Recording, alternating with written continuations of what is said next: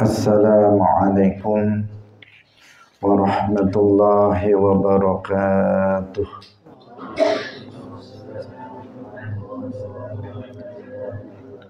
Alhamdulillahi rabbil alamin.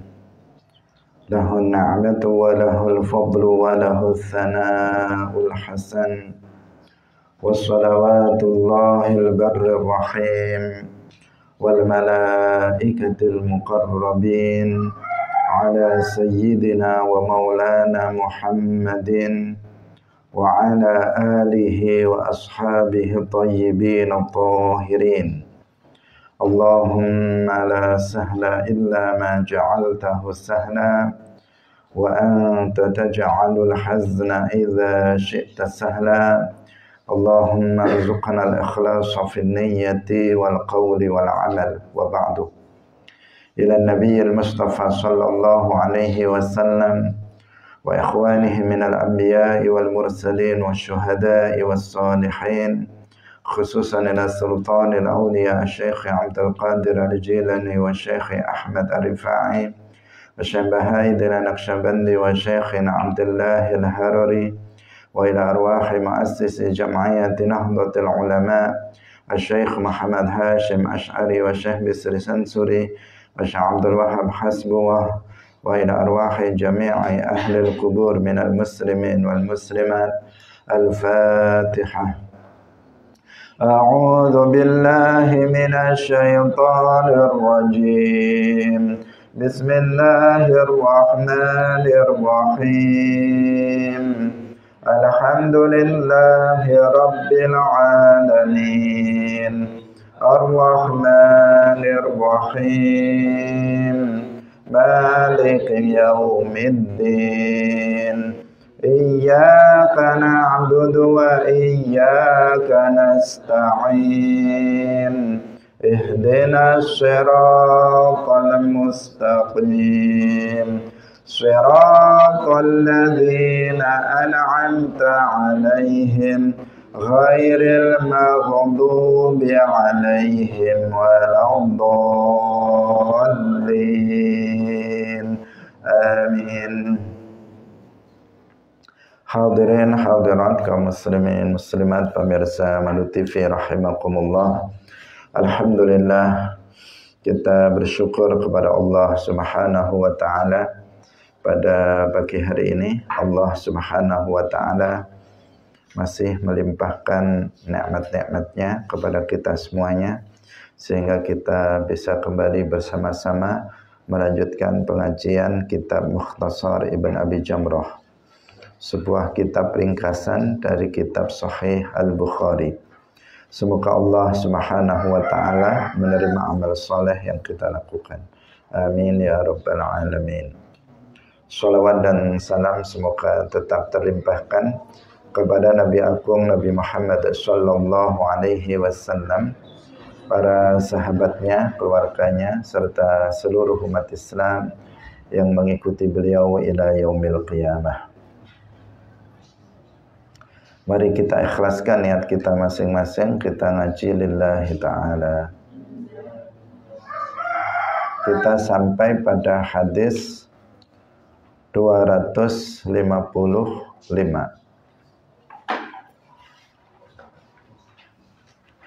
Qala al-musannif rahimahullahu ta'ala an Abi Hurairah radhiyallahu anhu 'anil nabiyyi sallallahu alaihi wasallam qala innallaha azza wa jalla kataba ala ibni adama hazzahu minaz zina adraka dhalika la mahalata fazinal aini an-nazaru wa zinal lisani al-mantiqu wan nafsu tamanna dzalika wa tashtahi wal farju yusaddiqu dzalika wa yukadzibuhu,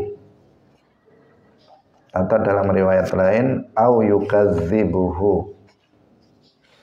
An Abi Hurairah, saking Abi Hurairah radhiyallahu anhu, Anin nabiyyi saking kanjeng Nabi sallallahu alaihi wasallam qala wasdawuh sapa kanjeng Nabi innallaha satamane Gusti Allah azza wa jalla iku kataba was naktiraken sapa Allah ala bni Adam ing atase anak Adam ay manungsa hazzahu ing bagiane ibni Adam minaz zina saking zina adraka nemui sapa ibnu Adam zalika ing mangkono hazzahu minaz zina la mahalata ora kena ora fazinal aini mongko utawi zinane mripat iku an-nadharu ningali kelawan syahwat wa zinal lisani lan utawi zinane lisan iku al-mantiqu ngomong kang ngarah maring syahwat wa nafsu lan utawi nafsu iku tamanna ngangen-ngangen apa nafsu zalika ing mangkono-mangkono iku wa tashtahi lan syahwat apa an-nafsu wal farju lan utawi farji iku yusaddiqu beneraken apa farji dzalika ing mangkono-mangkono iku wa yukadzibuhu atau au yukadzibuhu utawa ngorohaken apa farji ing dzalika. Hadirin rahimakumullah, diriwayatkan dari Abi Hurairah radhiyallahu anhu dari Nabi sallallahu alaihi wasallam, beliau bersabda, sesungguhnya Allah Subhanahu wa taala itu telah mentakdirkan pada manusia, anak Adam artinya manusia, bagiannya dari zina yang dia pasti menemuinya, artinya akan jatuh padanya. Zinanya mata itu adalah memandang dengan syahwat, dan zinanya lisan itu adalah berbicara, berbicara yang bisa mengundang syahwat, dan nafsu itu dia berangan-angan dan syahwat. Wal farju, dan farji itu membenarkan itu atau mendustakannya. Hadirin rahimakumullah, hadis ini menjelaskan kepada kita bahwa manusia, semua manusia kecuali para nabi, dan sebagian orang soleh, itu pasti akan jatuh dalam di dalam atau zina, yang disebut zina.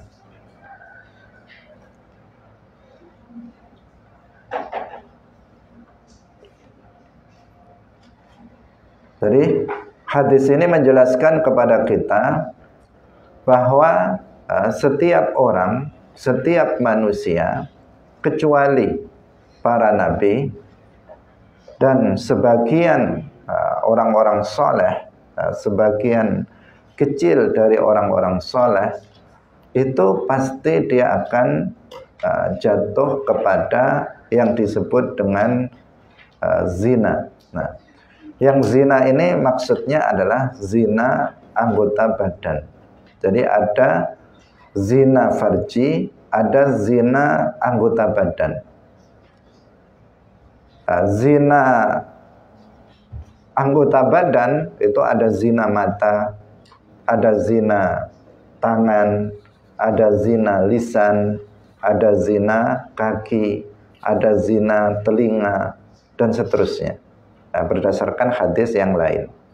Jadi apa yang dimaksud zina di sini adalah sesuatu yang bisa menghantarkan pada perbuatan zina farji. Zina yang hakiki itu kan zina kemaluan, itu zina yang hakiki. Tetapi ada sesuatu yang bisa menghantarkan seseorang kepada perbuatan zina kemaluan yang disebut dengan zina anggota badan. Yang itu zina anggota badan selain zina farji itu semua orang itu jatuh kepadanya. Allah telah menetapkan bahwa semua orang akan jatuh pada perbuatan zina itu kecuali para nabi. Kalau para nabi mereka maksum, mereka nggak akan jatuh pada zina anggota badan ini. Demikian juga sedikit dari kalangan para aulia. Artinya sebagian para aulia pun mereka juga jatuh pada perbuatan zina anggota badan ini. Nah, di hadis ini disebutkan dua di antara jenis zina anggota badan, yaitu an-nazar. Zinanya mata itu adalah melihat dengan syahwat. Ketika seseorang dengan matanya dia melihat misalnya aurat orang lain, dia melihat perempuan ajnabiyah, bukan istrinya, melihat auratnya, maka dia jatuh pada zina mata.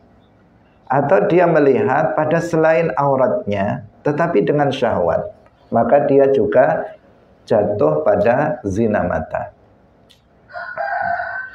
Karena melihat perempuan ajnabiyah atau melihat perempuan ajnabiyah, nanti ini rinciannya banyak ya, sebagaimana dijelaskan di dalam Mukhtasar. Kalau melihat perempuan ajnabiyah bukan mahram, bukan istrinya, pada selain muka dan kedua telapak tangan, maka itu haram secara mutlak dan itu zina mata. Dan itu adalah zina mata dengan syahwat atau tanpa syahwat perempuan ajnabiyah. Perempuan ajnabiyah melihat pada auratnya, maka ini haram secara mutlak dan itu berarti dia telah melakukan zina mata. Atau melihat kepada perempuan yang menjadi mahramnya, yaitu pada bagian badannya di antara pusar dan lutut, tanpa syahwat atau dengan syahwat, itu haram dan itu tergolong sebagai zina mata. Atau melihat pada yang bukan aurat, misalnya melihat pada wajah seorang perempuan ajnabiyah atau mahramiyah, atau misalnya melihat kepada telapak tangannya tetapi dengan syahwat, maka itu juga tergolong sebagai zina mata. Nah, karena itu bisa menghantarkan seseorang pada perbuatan zina farji, zina yang hakiki. Ketika seseorang melihat dengan syahwat, maka seseorang akan bisa terdorong untuk melakukan perbuatan zina yang hakiki, yaitu zina kemaluan. Awalnya kan dari memandang. Ketika dia memandang nggak syahwat, dia nggak akan melakukan zina. Tetapi ketika seorang laki-laki memandang seorang perempuan itu penuh dengan syahwat, maka dia akan terdorong untuk melakukan zina. Kemudian wazinal lisan al-mantiq. Wazinal lisan al-mantiq. Zinanya lisan itu adalah mengucapkan kata-kata porno yang kemudian dengan ucapan-ucapan itu seseorang akan timbul syahwat. Kalau seseorang berbicara misalnya laki-laki dengan perempuan, kemudian tema yang dibahas itu adalah tentang hal-hal yang pornografi, maka akan muncul syahwat. Yang dari syahwat itu kemudian seseorang memiliki keinginan untuk melakukan zina farji. Nah, makanya berbicara porno yang bisa menghantarkan, yang bisa memunculkan syahwat dan menghantarkan pada perbuatan zina, itu termasuk hukumnya haram, digolongkan sebagai zina lisan. Dalam hadis yang lain itu lebih lengkap. Zinanya tangan wa zina liat al-batsyu. Zinanya tangan itu adalah menyentuh.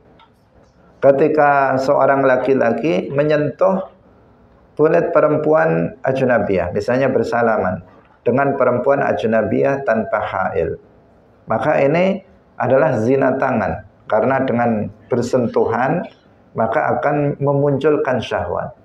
Ketika muncul syahwat, maka terdorong untuk melakukan zina farji, zina kemaluan. Ketika seseorang misalnya menyentuh kulit perempuan ajnabiyah, bukan hanya tangannya, misalnya menyentuhnya, maka di situ akan muncul syahwat dan akan mendorong seseorang melakukan zina kemaluan.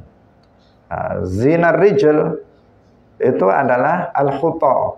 Zinanya kaki itu adalah melangkah menuju ke tempat perzinaan. Itu adalah zinanya kaki, karena dia mengantarkan pada perbuatan zina.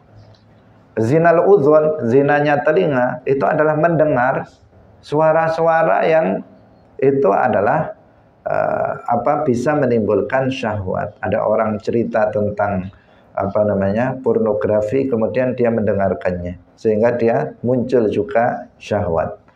Ini disebut sebagai zina telinga. Rasulullah Shallallahu Alaihi Wasallam itu bersabda bahwa Allah telah menetapkan, telah mentakdirkan bahwa semua orang itu jatuh pada perbuatan ini. Ada bagian zina yang dia lakukan dari zina anggota badan tersebut. Kecuali di sini ada pengecualiannya, yaitu para nabi. Karena para nabi itu maksum dari kekufuran, maksum dari dosa besar, dan maksum dari dosa kecil yang mengandung unsur kehinaan jiwa pelakunya. Sedangkan zina-zina anggota badan tadi itu tergolong sebagai dosa kecil yang mengandung unsur kehinaan jiwa pelakunya, yang tidak mungkin itu dilakukan oleh seorang nabi. Demikian juga sebagian kecil dari para sholihin, sebagian kecil saja yang nggak pernah jatuh kepada zina anggota badan, atau yang disebut dengan muqaddimatuz zina, itu hanya sebagian kecil di antara mereka. Sebagian para wali pun, sebagian orang saleh, sebagian orang bertakwa pun pernah. Ini namanya pernah, meskipun sekali atau dua kali, mungkin memandang dengan syahwat, atau mungkin dia berbicara sesuatu yang bisa memunculkan syahwat. Meskipun sekali pernah, pasti pernah mereka jatuh pada perbuatan itu. Ini makna dari hadis ini. Hanya para nabi dan hanya sebagian sebagian kecil orang-orang saleh yang tidak jatuh pada perbuatan ini. Meskipun demikian bukan berarti kemudian kita melakukannya. Seseorang kemudian melakukan ini kan sudah ditakdirkan oleh Allah. Ya udah, saya memandang dengan syahwat saja. Ini kan sudah ditakdirkan oleh Allah, karena itu kita sekarang ngobrol porno saja misalnya. Enggak seperti itu. Artinya orang itu kan di sini juga menetapkan bahwa seseorang jatuh kepada perkara yang haram. Ketika itu disebut sebagai zina, artinya sesuatu itu adalah perkara yang diharamkan di dalam agama, yang hendaknya seseorang itu untuk menjauhi. Karena sesuatu yang haram itu wajib bagi kita umat Islam untuk meninggalkannya, untuk menjauhi perbuatan tersebut. Semampu kita berusaha untuk menjauhinya pun, kita tetap akan jatuh pada perbuatan tersebut, meskipun setiap orang kadarnya itu berbeda-beda. Ada orang yang setiap hari jatuh pada zina anggota badan ini. Ada sebagian orang yang hanya sesekali saja. Hanya mungkin ada sebagian orang yang dalam seumur hidupnya sekali atau dua kali. Tergantung kepada kadar ketakwaan seseorang kepada Allah Subhanahu wa ta'ala. Wa nafsu tamanna dzalika wa tashtahi. Tadi dikatakan ketika seseorang itu berbicara dengan omongan-omongan yang purno, kemudian muncul syahwat dan muncul keinginan untuk berzina kemaluan, zina yang hakiki. Ketika seseorang itu memandang dengan syahwat, kemudian muncul keinginan, syahwat pun kemudian muncul keinginan untuk melakukan zina kemaluan. Sehingga dikatakan wal farju yusaddiqu dzalika wa yukadzibuhu. Wal farju yusaddiqu dzalika. Farjinya itu membenarkan itu atau mendustakannya. Kalau dia membenarkannya, maka terjadi zina hakiki, zina kemaluan. Artinya ketika muncul syahwat itu, kemudian farjinya itu mengikuti apa yang diinginkan oleh hawa nafsunya, maka dia akan jatuh kepada zina kemaluan. Itu yang dimaksud yusaddiquhu. Jadi farjinya mengikuti apa yang diinginkan oleh hawa nafsunya, maka dia akan jatuh kepada zina hakiki, yaitu zina kemaluan. Au yukadzibuhu, tetapi kalau farjinya itu mendustakan apa yang diinginkan, dia telah syahwat, memiliki keinginan untuk berzina, tetapi nggak dilakukan, dia tidak melakukannya, maka berarti dia dikatakan farjinya yukadzibu tamanna wa tashtahi. Apa yang diinginkan dan apa yang disyahwati itu tidak dilakukannya, sehingga tidak terjadi zina hakiki yang merupakan dosa besar yang pelakunya dihad. Kalau zina anggota badan itu dosa kecil, pelakunya tidak dihad. Kalau seseorang misalnya memandang dengan syahwat, dia tidak ada hukuman di dunia. Di akhirat ada jika Allah tidak mengampuninya, jika dia belum bertaubat darinya. Misalnya seseorang memandang dengan syahwat, mendengar dengan syahwat, atau berbicara yang bisa menimbulkan syahwat, seseorang jatuh pada maksiat, seseorang jatuh pada dosa. Tetapi dan itu disebut zina, tetapi nggak ada hadnya. Tapi kalau sudah wal farju yusaddiquhu, sehingga terjadi zina kemaluan, maka di sini kemudian dikatakan dia telah jatuh pada maksiyah kabirah, pada dosa besar, dan pelakunya itu ada hadnya, yaitu dengan dirajam. Apabila dia belum pernah melakukan hubungan suami istri dalam pernikahan yang sah, maka dia dirajam 100 kali kemudian diasingkan. Jika dia sudah pernah melakukan hubungan suami istri dalam akad pernikahan yang sah, maka dia dirajam sampai mati. Ini had bagi pelaku zina kemaluan. Tapi kalau zina anggota badan, nggak ada hadnya yang seperti itu.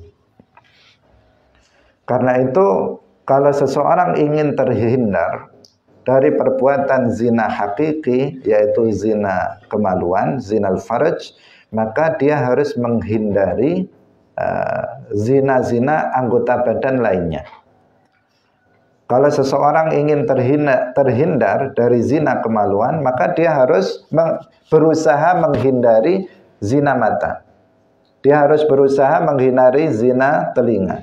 Dia harus berusaha menghindari zina lisan. Dia harus berusaha menghindari zina tangan. Dia harus menghindari zina kaki, dan seterusnya. Karena jika itu dilakukan, maka seseorang akan sulit untuk mengontrol dirinya untuk tidak jatuh kepada zina farji. Kalau seseorang sudah main pegang-pegangan, misalnya dengan perempuan ajnabiyah, sudah dekat dengan zina kemaluan. Kalau setiap orang, misalnya laki-laki perempuan, yang diobrolkan hanya urusan pornografi, maka itu akan mempercepat seseorang untuk menghantarkan pada perbuatan zina kemaluan. Karena itu untuk menghindari zina kemaluan, seseorang harus menjauhkan diri dari zina anggota badan yang lainnya. Hadirin rahimakumullah. Kita lanjutkan pada hadis yang berikutnya. An Abi Hurairah radhiyallahu anhu qala.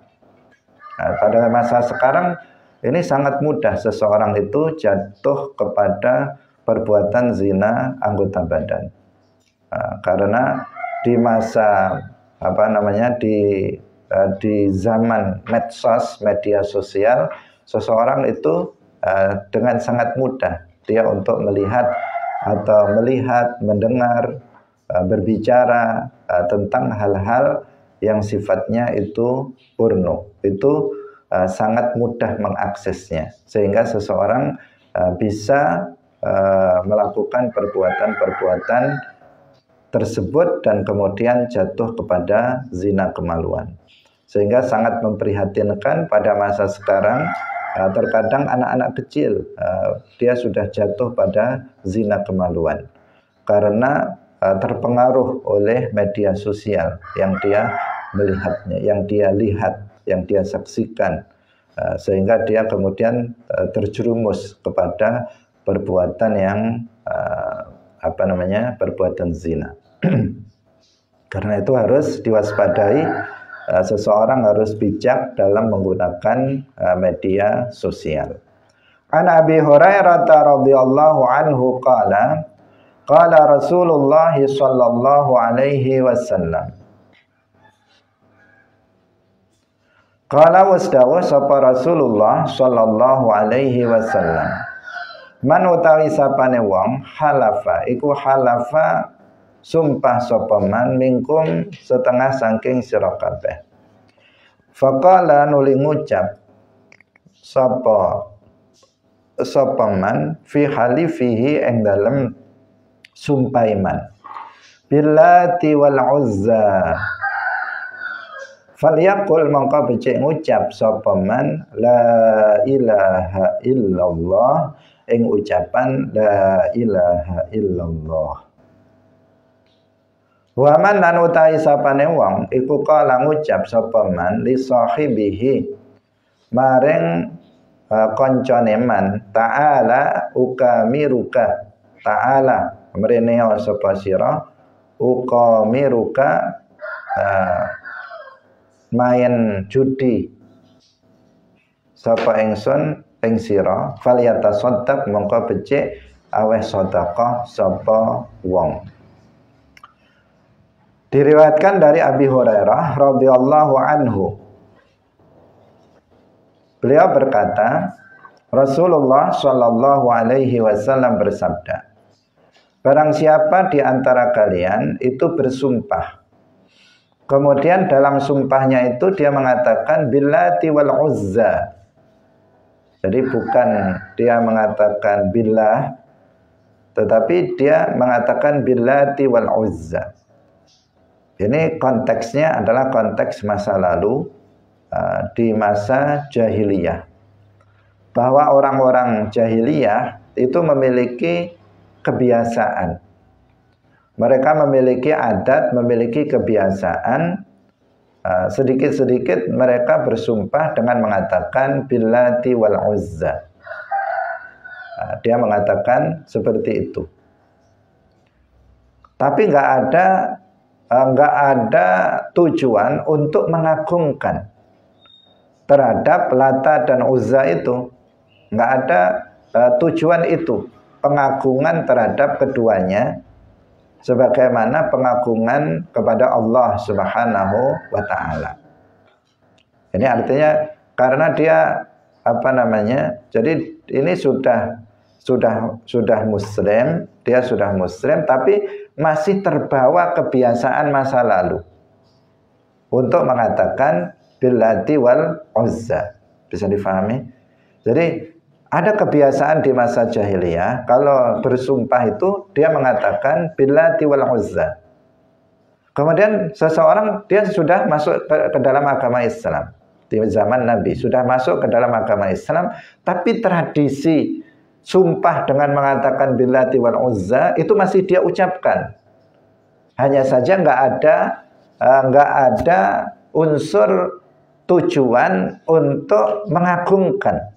Jadi tidak ada tujuan untuk mengagungkan terhadap Lata dan Uzza, sebagaimana pengagungan kepada Allah Subhanahu wa ta'ala.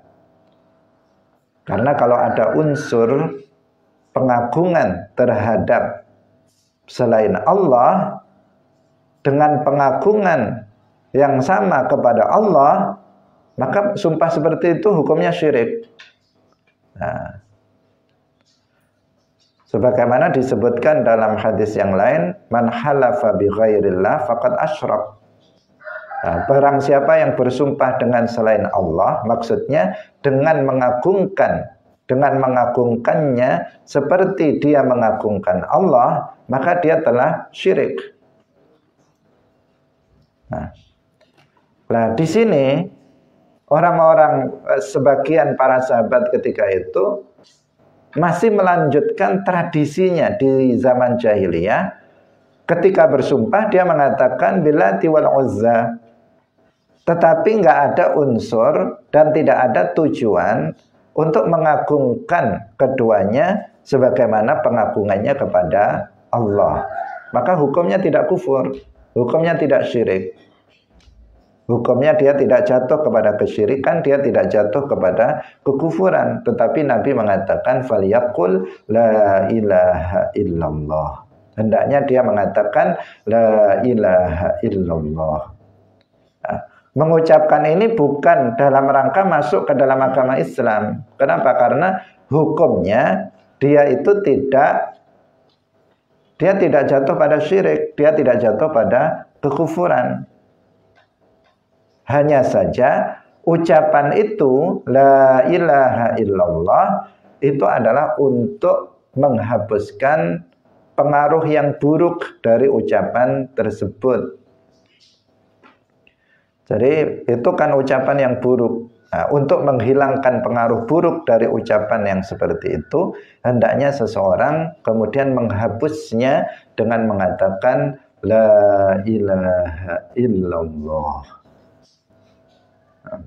Termasuk dalam hal-hal yang lain. Dalam hal-hal yang lain, kalau kita misalnya melakukan dosa atau kita misalnya berkata-kata yang buruk, maka kita dianjurkan untuk kemudian mengikutinya dengan perbuatan yang baik. Nah, dan di antara perbuatan yang baik itu kita mengucapkan kalimat thayyibah la ilaha illallah.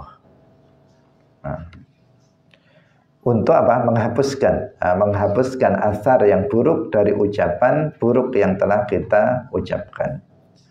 Wa man qala li sahibihi, kemudian yang kedua, barang siapa yang berkata kepada temannya, kemarilah kita main judi misalnya, hanya mengucapkan itu saja.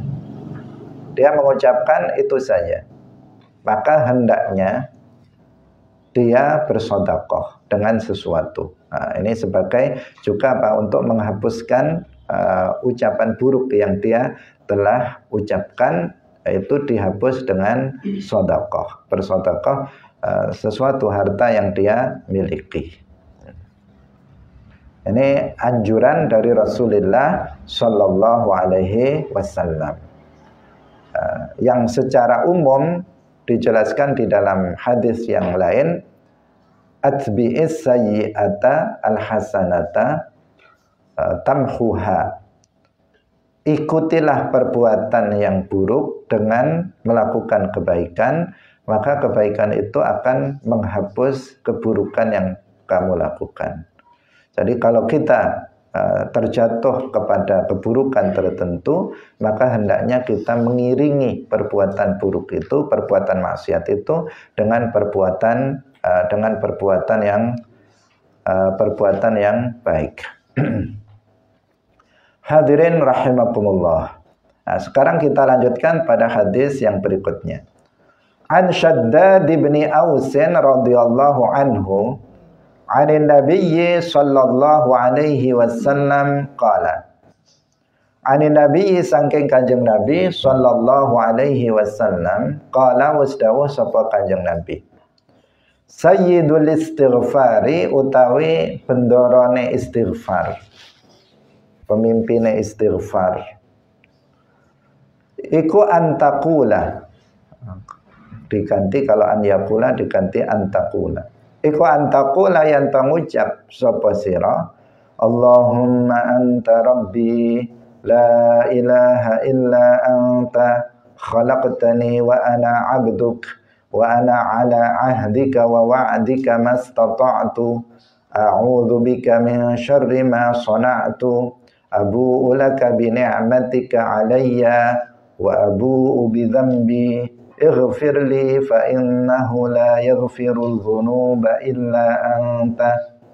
Antakula yang pengucap sapa sira Allahumma duh Gusti Allah anta utawi panjenengan iku Rabbi pangeran ingsun la ilaha ora ana kang den sembah kelawan hak iku maujud illa anta kejaba panjenengan khalaqtani wis nitahaken sapa panjenengan ing ingsun wa ana lan utawi ingsun iku abduka kawula panjenengan wa ana lan utawi ingsun iku ala ahdika ing atase netepi ala ahdika ing atase netepi janji janji ing panjenengan wa wa'dika lan ancaman panjenengan mastata'tu selagine atau sak kuwasane sapa ingsun a'udzu njaluk perlindungan sapa ingsun nyuwun perlindungan sapa ingsun bika kelawan panjenengan min syarri ma sangking olone perkara sonatu kang wis nglakoni sapa ingsun abu'u ngakoni sapa ingsun laka maring panjenengan bi ni'matika kelawan nikmat panjenengan alayya ing atase ingsun wa abu'u lan ngaku sapa ingsun bi dzambi kelawan dosa ingsun ighfir mugi nyepura sapa panjenengan li maring ingsun fa innahu mangka sak temene kelakuan la yaghfiru ora ngampuni az-dzunuba ing pira-pira dosa sapa illa anta kejaba panjenengan. Hadirin rahimakumullah. Dalam hadis ini Rasulullah sallallahu alaihi wasallam mengajarkan kepada kita sayyidul istighfar yang hendaknya kita menghafalkannya dan membacanya. Sering untuk membacanya. Ini namanya sayyidul istighfar. Sayyid itu kalau makna asalnya sayyid itu kan pemimpin. Sayyid itu adalah pemimpin, yaitu orang yang menjadi pemimpin. Itu sayyid namanya. Nah, di sini istighfar itu ada sayyidnya yang kemudian disebut dengan sayyidul istighfar.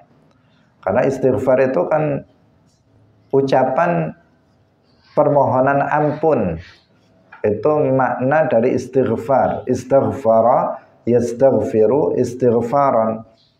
Dalam beristighfar kita bisa atau sighahnya bentuk ucapan istighfar itu bermacam-macam. Bisa kita mengatakan rabbighfirli, bisa kita mengatakan astaghfirullah, dan ucapan bacaan-bacaan istighfar yang lainnya. Sebagaimana sholawat itu bermacam-macam.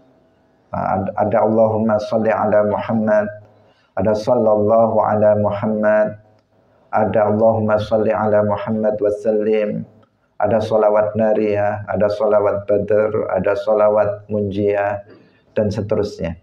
Kemudian ada sholawat yang afdol, yang paling utama adalah sholawat Ibrahimiyah yang kita baca setelah tasyahud, dan sholawat dalam sholat. Nah, setelah tasyahud dalam sholat kemudian kita membaca sholawat Ibrahimiyah. Biasanya kita membaca itu. Itu adalah sholawat yang afdol, yang paling utama. Istighfar juga demikian. Ada lafaz-lafaz istighfar. Dari sekian banyak lafaz istighfar, ada yang paling afdol. untuk dibaca dalam beristighfar yang disebut dengan sayyidul istighfar.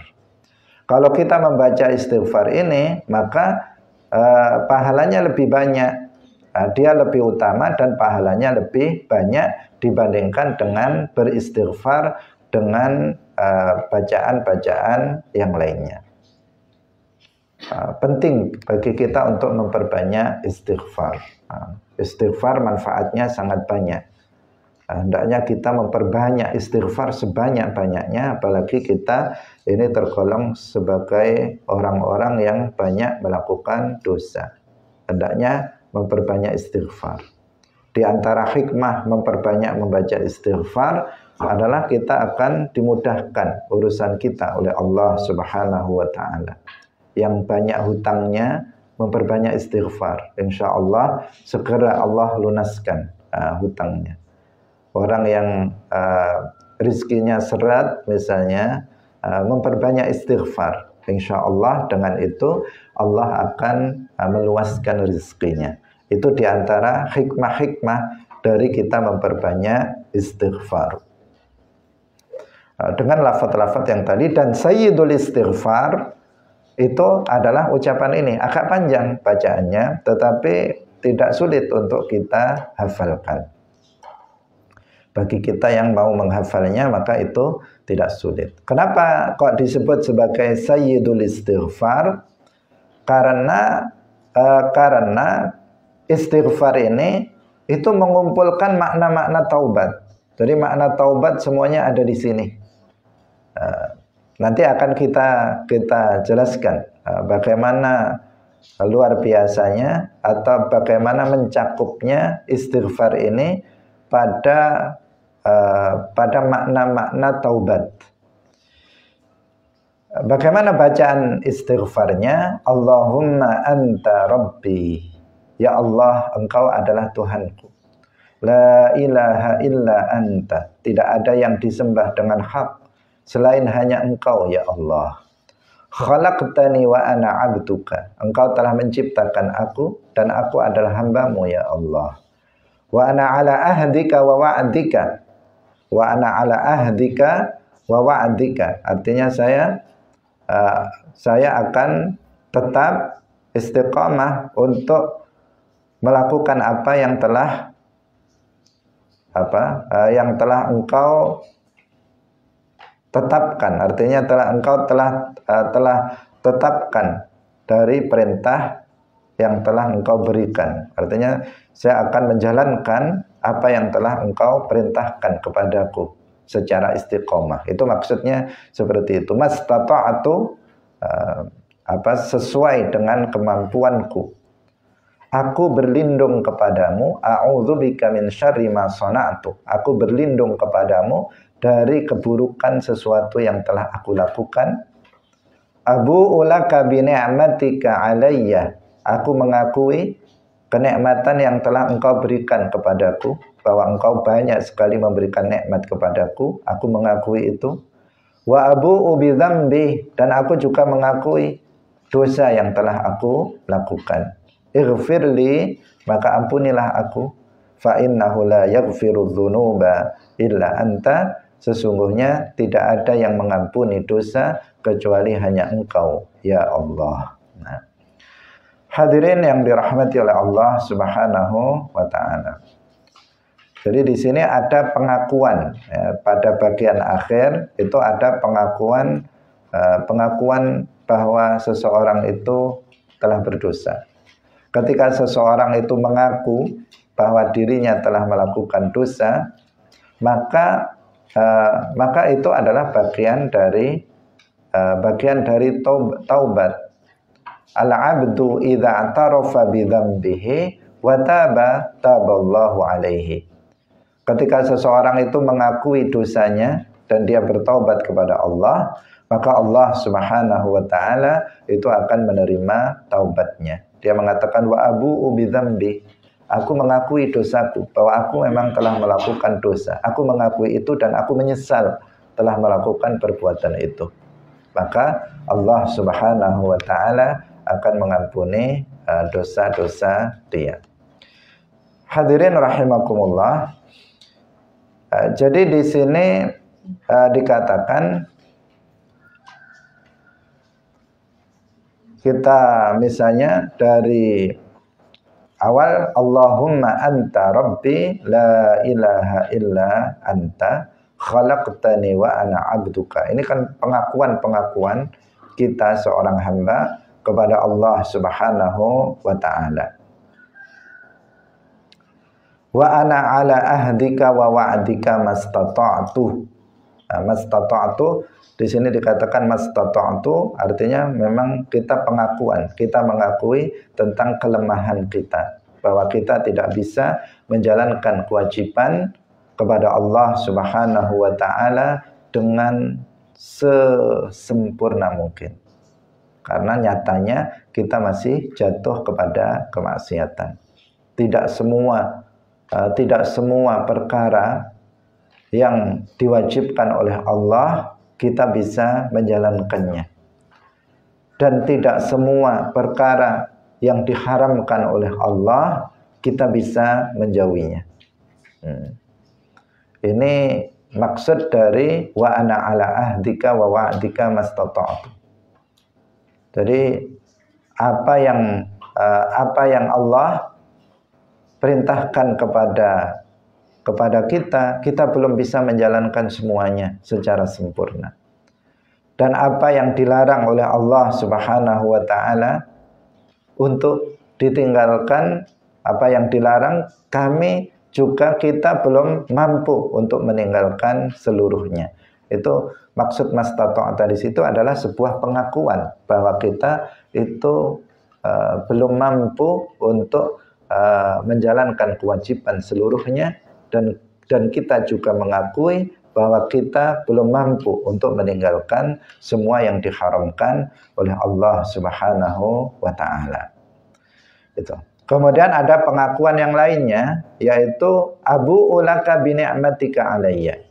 Mengakui kenikmatan yang telah Allah berikan kepada kita.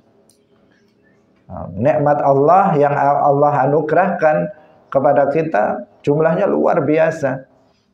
Jumlahnya luar biasa, tidak terhitung jumlahnya. Kalau kita tulis nikmat yang Allah berikan kepada kita satu persatu, kita tulis misalnya dalam sebuah buku tulis, maka 10 buku atau 100 buku tulis pun nggak akan cukup untuk menulis kenikmatan yang telah Allah anugerahkan kepada kita. Nikmat yang sangat banyak sekali. Nikmat hidup, nikmat kesehatan, nikmat kita bisa melihat, nikmat kita bisa mendengar, kita bisa berbicara, dan seterusnya. Sangat banyak sekali nikmat yang Allah berikan kepada kita. Sangat banyak. Dan sebagian orang itu mengakui tentang nikmat yang telah Allah berikan kepadanya. Tapi ada sebagian orang yang nggak merasa bahwa Allah telah menganugerahkan nikmat kepada dia. Satu pun dia tidak merasa bahwa dia telah diberikan anugerah nikmat yang besar oleh Allah Subhanahu wa taala. Nah, pengakuan ini penting ya, pengakuan seseorang terhadap nikmat Allah Subhanahu wa taala, dan kita kita tidak mampu untuk mensyukuri nikmat-nikmat tersebut secara sempurna. Buktinya kita masih melakukan dosa. Karena kita mengetahui bahwa syukur terhadap nikmat itu caranya bagaimana? Yaitu dengan tidak menggunakan kenikmatan itu dalam bermaksiat kepada Allah. Nyatanya kita masih bermaksiat. Allah telah memberikan nikmat penglihatannya. Nyatanya kita sesekali masih bermaksiat dengan mata kita. Allah telah memberikan nikmat lisan sehingga kita bisa berbicara. Tapi nyatanya kita masih sering menghina orang, masih sering menghibah orang, dan seterusnya. Dari perbuatan-perbuatan maksiat. Allah telah memberikan nikmat pendengaran sehingga kita bisa mendengar.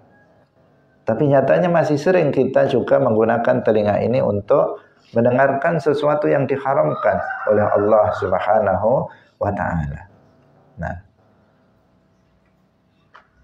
Hadirin yang dirahmati oleh Allah Subhanahu wa taala. Jadi ini pengakuan bahwa Allah telah menganugerahkan nikmat yang sangat banyak, tetapi saya belum bisa untuk kemudian mensyukurinya secara sempurna.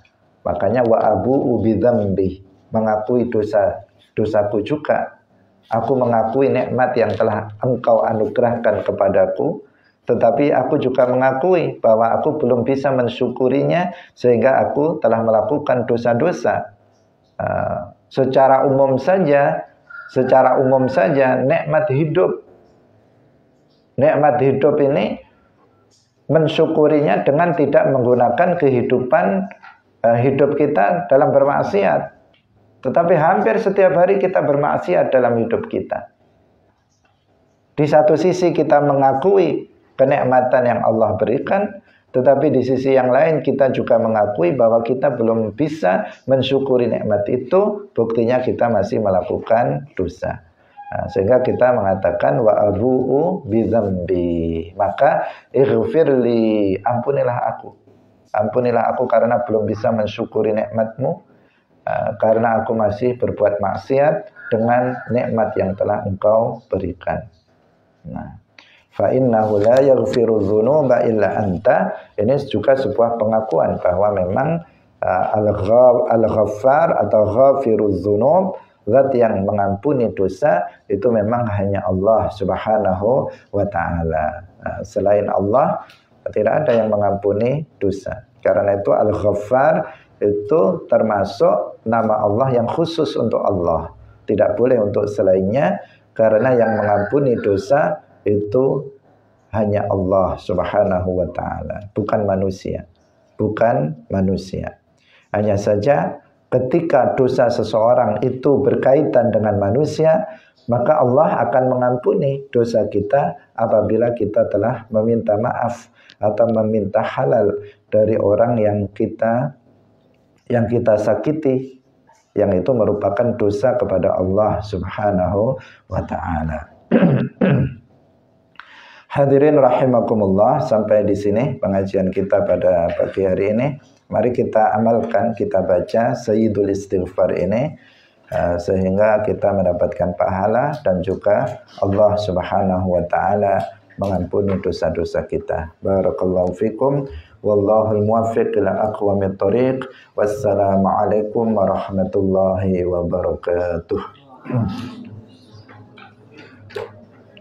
La ilaha illallah. Allahumma salli ala sayyidina Muhammad wa ala alihi wa sahbihi wa sallim. Rabbi ighfirli wa liwalidayya wa lil mu'minina wal mu'minat.